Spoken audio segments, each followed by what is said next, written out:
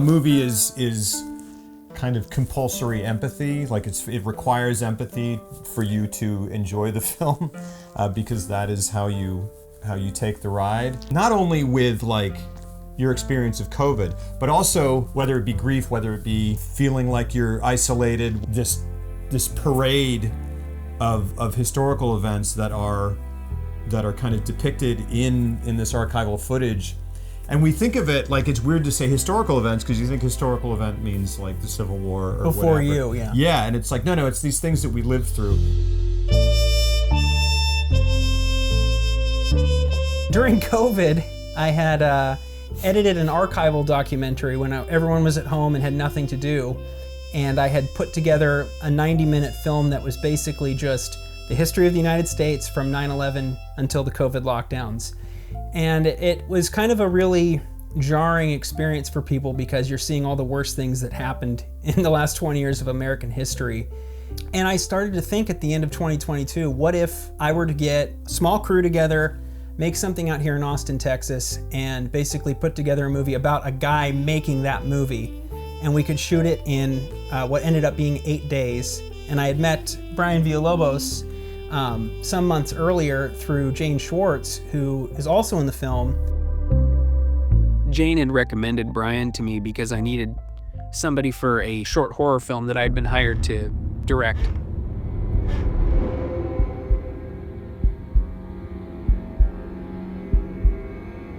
Brian at the end of it did a single tear that wasn't even in the script, and I was like, holy shit, I've got to write.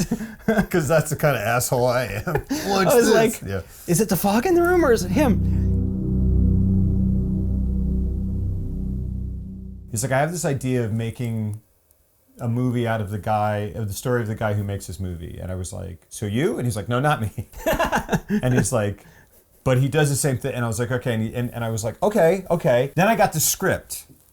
And I read through it, and I was like, oh man, oh my gosh. And then he sent me, one of the craziest things I've ever gotten, in the best way, sent me an audio recording of himself, essentially like a radio play of the script, with himself playing all the roles, and the documentary cut into the places where it would go, and scored, because he was writing the score as he was going along. The idea that we're facing some massive collapse is just like, watching that narrative in the media, it's getting to be like too much for me. Yeah, I agree. I mean, all of us feel that way. It's none of it's even true. Like, I don't even believe it. I think at the end, like, we're all better than that, aren't we? Like, we're all headed for this like massive collapse. I just seeing that narrative in the media is just like way too much for me. I agree completely, man. Yeah, I mean, like, I don't even believe it, right? Like, it's not even true. Like, I mean, at the end of the day, I think we're all better than that, aren't we? I got some of the score to be recorded in Sedona by members of the group Chicago. So it's Lee Loughnane, who is an executive producer on this movie, and he's original member of the band.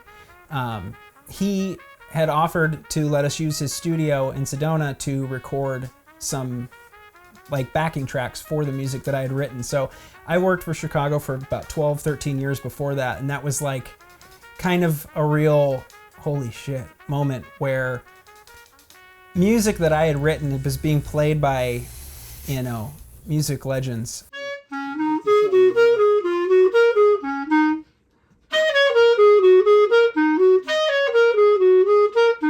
Wally and Ray Islas had already laid down drum tracks.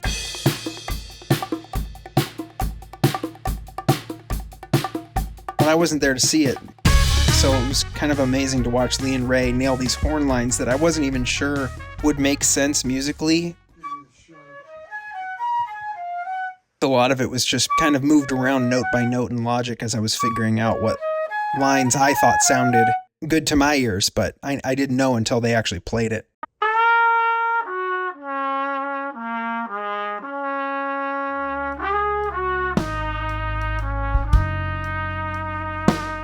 The movie came together that way, where I was able to edit the things to the music, and by giving Brian the pacing through the audio, through my performance, he was able to act it, but do it at the same speed that I was doing it. We had really a small crew that did everything. I mean, we had really 3 or 4 people the entire time. We had our DP, Kevin Schlanzer.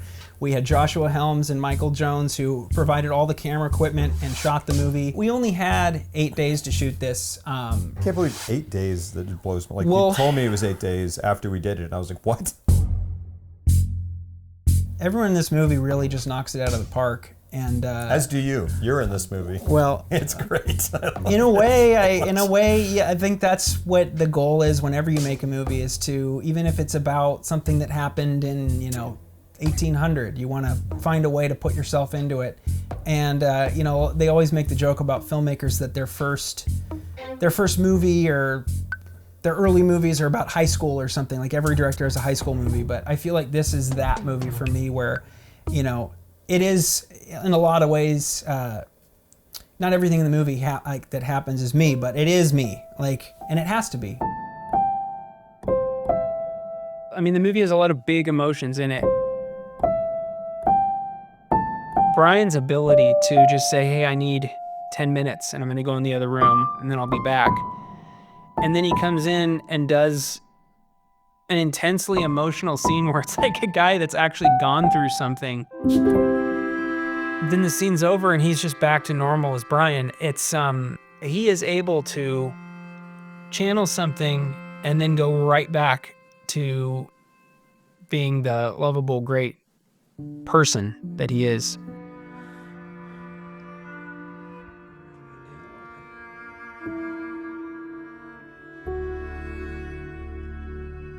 Look a little bit to this side of the camera, even though that might not be the screen direction, but we'll fix it. I've been having the same dream over and over. I'm in my bed and someone's in the room with me. When you make a movie this fast, you're going to kind of have to feel things out. I mean, the way that I scheduled it, I wanted to start day one with a lot of the visual stuff, because that's, I don't want to say it's easy, but you light it, you can see it, you know what it looks like, you're covered, it can be edited. But with the dialogue stuff, I wanted to wait a couple days to get that going, but there were two days of shooting early on that there were deleted scenes. One was on the first day with Akasha, Brian's wife, and she's a great actress, and she came in and they did this scene around a dinner table that on its own was great. It worked really, really well. Fuck. Shit, sorry. Sorry. Are you okay with cussing? Or swearing? I'm sorry. Some people aren't, and I just... Yes, I know. Some people aren't. I'm totally Okay. Sorry. fucking fine. It's not... I don't... It's not like I have to do it, or it's not compulsive or anything. I just didn't, because sometimes it just comes out. So. Yeah. Thanks. Did you know the World Economic Forum doesn't really want us to eat chicken? Or, I mean, I don't know if they particularly care about chicken, but they want us to eat bugs. Because Who does? The World Economic Forum. What's that? Well, it's kind of Klaus Schwab. He's like a German. It sounds like you're making this up. I'm not making it up. No. So Klaus Schwab runs the World Economic Forum, and much of the world, if we're really being honest, they want us to eat bugs because they think that by 2050, the world population is going to be 9.7 billion. We need a more sustainable... What's the current population? 6... 9.7. Okay. Something. You're saying they want us to eat only bugs. Well, I think primarily because they think it's more sustainable. I'm sorry I brought up bugs in the World Economic Forum because you're At talking... the dinner table. Bill Gates is buying up all the farmland. That's always one of the things that you struggle with when making a small movie like this, is you want to include everything that was shot, but you just can't. There was a lot of stuff with cutting costs that essentially, like the confessional scene, I didn't know how we were going to build the confessional because I didn't want to have to ask a church to go film and that whole ordeal, because we were going to be filming at my house the first part of the day, and then it would have been a pain in the ass to go to a church and switch locations, which always takes more time than you think it's going to. And I thought, well, what if I just buy like fake foam wood on Amazon for $20, and then for the grate, I couldn't find like a good grate, and I went into my garage one day and found the grate that was inside my air conditioner that I had taken out, and I said, this looks like it. Life always has this way of seeming like it's just starting. What does that mean? You know, the priest in that scene is Michael Jones, who's one of the camera guys and the guy who provided all the equipment, and we just had them improvise. But, you know, I think you have to be really good at business, making money, because they're loaded. We're talking about Mormons? Yeah, they're loaded. Okay. I mean, they're like carving out the side of a mountain right now and building like this huge data warehouse in the side of a mountain in Utah. That takes a lot of money to do that, you know, and it's all from successful business people making money and donating and tithing into their church. It's a big deal. But, you know. Yeah. Yeah. The second day, though, was definitely I would say that was the hardest day to shoot. We shot all of the stuff in the office with him at the computer, which screen time wise must be 12 minutes, 15 minutes. And that was in addition to what we'd shot earlier in that day. So I think we probably shot 20 minutes of footage. Those scenes where we were doing like Zoom stuff, those were interesting because it was great to because you had pre-recorded. Yeah. 8 days is misleading a little way because there was the archival documentary that already existed. There was the score that already existed. There was all the Zoom stuff I shot when I could in the 4 or 5 months before filming. So we basically filmed about an hour of movie for the final product. But I was gonna say you're interacting a lot of the time with someone who's not actually acting with you in the moment. You're just reacting to a clip that I had pre-edited. I drink too much. Oh yeah, I hear you. Oh, sorry. Go ahead. I love that it's in there, the kind of sort of universal experience of so you go because that. And you. What I don't. How's Erica? She's dead. Hi, I'm Jonathan Lipnicki. Lipnicki! I think we did shoot about an hour of material for the final version. But sometimes when he's in his theater or he's talking about his old work, because the character is a director, I'm cutting to stuff that I had shot in the past too short films that no one's ever seen. And I thought, well, if I pick the best shots from those, they could double as things that this character has shot in the past. And even some of the posters in the background are posters for movies that I've made or worked on. So it's kind of cool to be able to use footage that I had thought was dead and not going to ever be seen, and then it's being used in that context of the character having made it. Talking about deleted scenes earlier, we did shoot with Holt Boggs as a therapist, and this was in my wife's office. It's definitely a more funny scene, but there's a difference between, because we wanted it to be surreal. Here's what I want you to do. Trust me, I shouldn't be telling you this because as a therapist, we've sort of taken an oath to help shepherd you towards finding your own solutions, but I think that you need to impose a silence ban on yourself. Listen to me. Why are you whispering? Not tell these problems to anybody else but me. But we took it way further on the day. We have 2 cats in the house, and we put them in a separate room, and they were scratching at the door the whole time. So you kind of got to improvise on the moment. And so I said, well, every time you hear the cats, Holt, just look at them, and I'll edit that in if we need to. You trust too many people with your problems, and the truth is, nobody cares. Ever spayed a cat? No, the pickles, she's due. And we even shot a shot of Brian from behind, like a very Barton Fink, Coen Brothers type shot of him looking over his shoulder saying Is that a cat? Do you have cats? Yeah. How many cats? Sounds like a bird with a cat. What the fuck? Anyway. You had too many strange elements in, and the whole movie is a strange element, but you don't want any one scene to kind of overpower the one before or after it.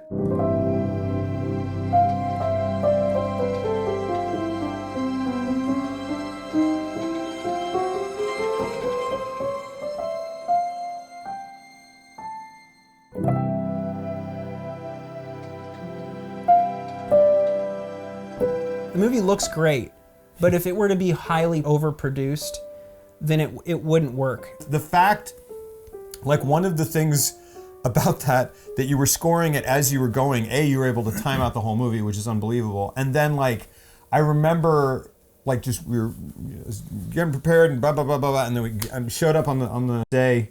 And I remember, I think one of the first shots, maybe the first shot, I don't know if it was, I can't remember, but I was walking into the restaurant. Cool, it's like a 3-second shot, but like, and I turned to Peter, I'm like, what am I feeling right now? And Peter goes, oh, well, do you want to hear the music that plays as this happens? And I was like, what? And he's like, the score, I've got it. I was like, yes. And then he just played me the music, and I was like, cool.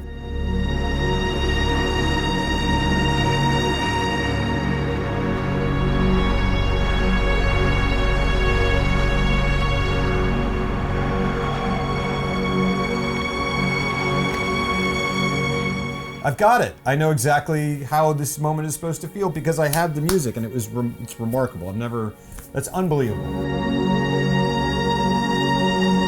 There's some scenes like at the restaurant where Brian has to do like 5 pages of dialogue, and I was thinking, I don't know if we're gonna be able to get all this done in 12 hours. And we got it done in like 3 hours because he did everything in like 1 or 2 takes. I think everything goes back to 9/11. I mean, like, no shit. Duh. But like, if you look at the trajectory of everything that happened after that, like specific events and when they occurred, it's like, you can't believe that things happened when they happened, right? I mean, and like, I have a hard time remembering anything before 9/11 that wasn't like sports or like going and hanging out with friends, but that was kind of like when I stopped having friends as much because like I was in college and I wasn't like going to parties or anything. I mean, like not on 9/11, I wasn't on 9/11, I wasn't going to any parties. But it's so weird because like Y2K, right? Like I was 18? Yeah, because I was going into senior year and it was like second semester, or second quarter, it's third quarter. Do you guys have quarters? Throughout the movie, we really are just seeing Brian's character before and after the pandemic. The only time we really spend in the pandemic is within the first few months. And then we're kind of jumping all the way to now, or at least whenever the now is of the movie. And no one in the movie, except for like recognizable celebrity names or people online, have a name except for his wife, Erica. So everyone in the script is just friend or waitress or therapist, because those would all be the descriptors in like a newspaper headline. And so Man Goes on Rant comes from that idea of reducing somebody down to a headline and dehumanizing them. And you can see it in their faces. People really don't recognize the man anymore from what he was before the pandemic because they haven't seen him since then. And it's like, they're really just seeing the news coming out of this guy's mouth and not seeing their friend. They've always got 2 things going on. If there's a big one, you kind of have to look for the other one, right? So like, for instance, like Iraq, right? Like the country. Yes, the country. Yes, that's okay. exactly. I'm with you. I'm following you 100%. Right. I'm got on it. board So we with got everything you're saying. that, Iraq, right. I mean, there's a big part of me that like kind of prefers to shoot this way, where it's just like, you know, like boom, we're done, boom, move on, boom, boom, boom. It's great because it's so immediate.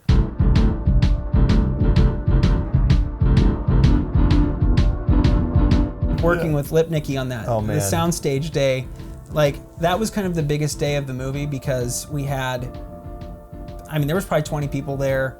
No one had any clue what was going on, and that was by design. I've kind of before done these movies where if you want to do mockumentary right, you don't really want people to be that prepared. You want them to kind of know why they're there, but if you give them too much of a script, they're gonna do a thing. The crew was also part of it, and Brian is the only person, the man, who is going in knowing what's going on because he had that was kind of the loosest background audio that I had made before the movie. I know it's been a long time since I've been out, but I'm not that nervous anymore. But seriously, stay the fuck away from me.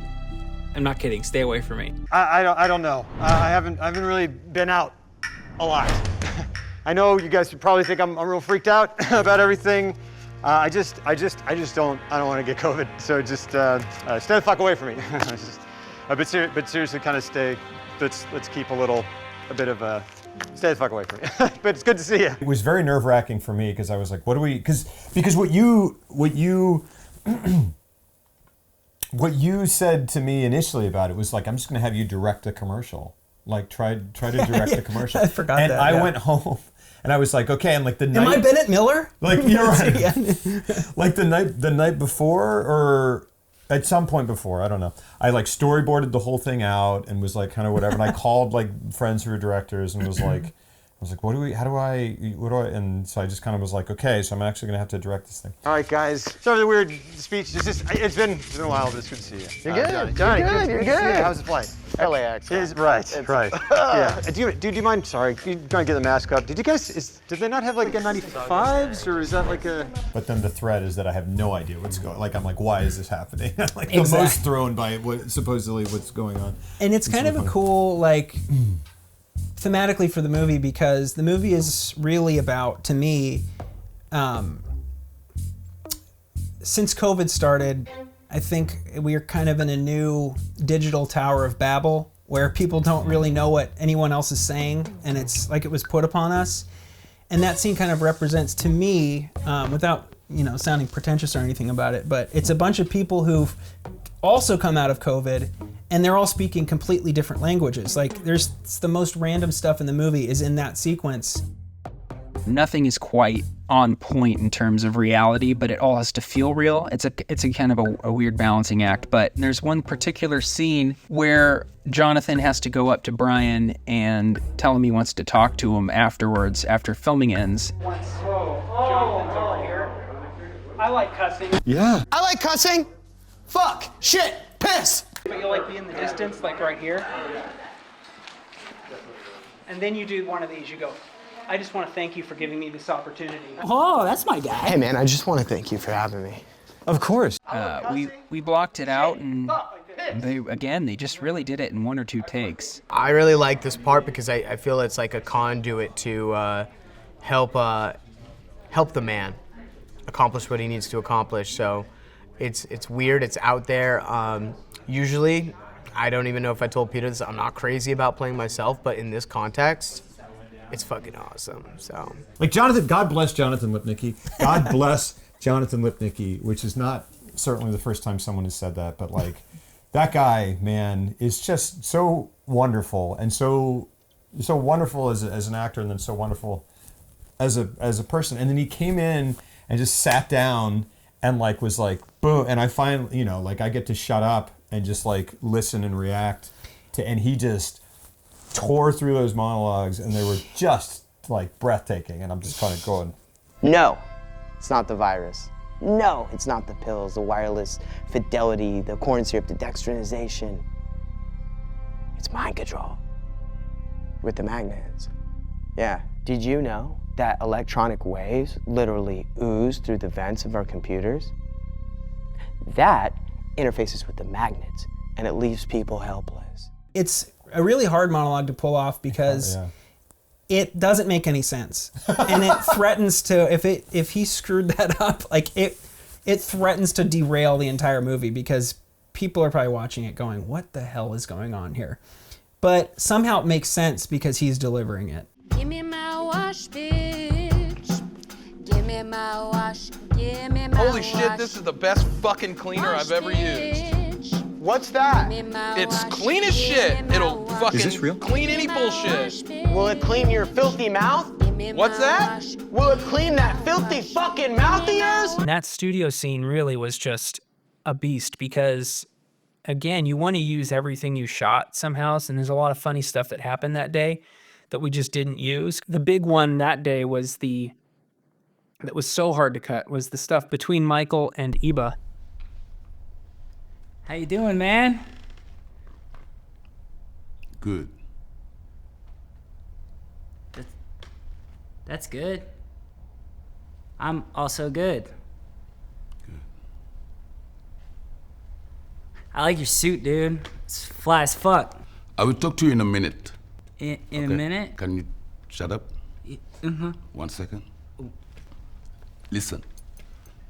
I am busy and I need quiet. Can you do that? Yes, sir. Thank you, Michael. I'm on shrooms. What is shroom? I'm on mushrooms. What is that? I just felt like I needed to tell you. Are you fucking with me right now? I'm so high. Okay, give me 1 minute.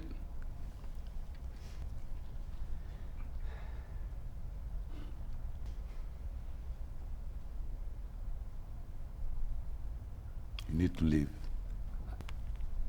You need to leave. I need 1 more minute. Do you want to hear something crazy? Unfortunately, it ultimately just didn't work as a full scene in the movie, but it's still in there, and it's definitely the strangest part of the movie.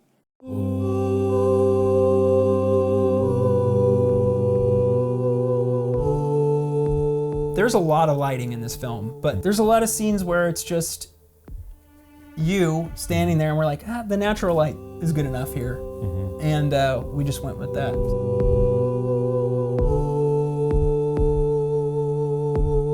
When we were at the premiere, someone made a comment in the audience that Brian had looked like he had aged 3-4 years between scenes. And we were like, oh no, that was just earlier in the day from this other scene.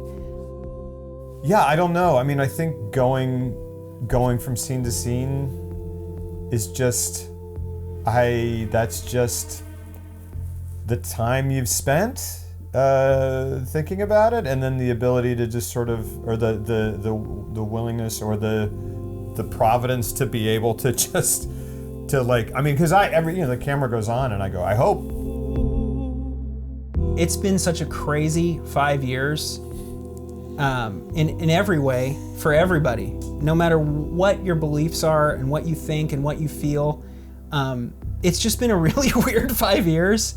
And I think this movie becomes, in a way, outside of the filmmaking, outside of any of it, it becomes more relevant as it goes on, because it's like the whole never forget thing for 9/11. You know, we're at a certain point, there's going to be people who just like, oh yeah, COVID.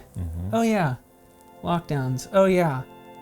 This, whatever it is. And this movie kind of shows a guy going through that and realizing, like, has everyone already forgotten? And the realization that, you know, coming to term with reality on reality's terms. And not in like a, like, everybody has to remember this was awful. Yeah. It just was like, it just was a, I mean, when it happened, it was just such a profound unifying experience, because it was something that like none of us had ever seen before, and it was like everywhere. Everyone was going through it, like globally. And one of the interesting things for this movie has been, you know, the political divide in our country really is it's forefront and backseat in the film, where we've talked to people on both sides of the political spectrum who come out of the movie thinking, I really relate to that, and that this movie means something to me. And that's really important to me, that this movie means that to some people. And yeah, so to get to finally put out this movie that I love so much that we got to make, that I got to make with people that I love, but it was such a tight-knit group. I just love this movie, and I want people to have a chance to connect with it as well.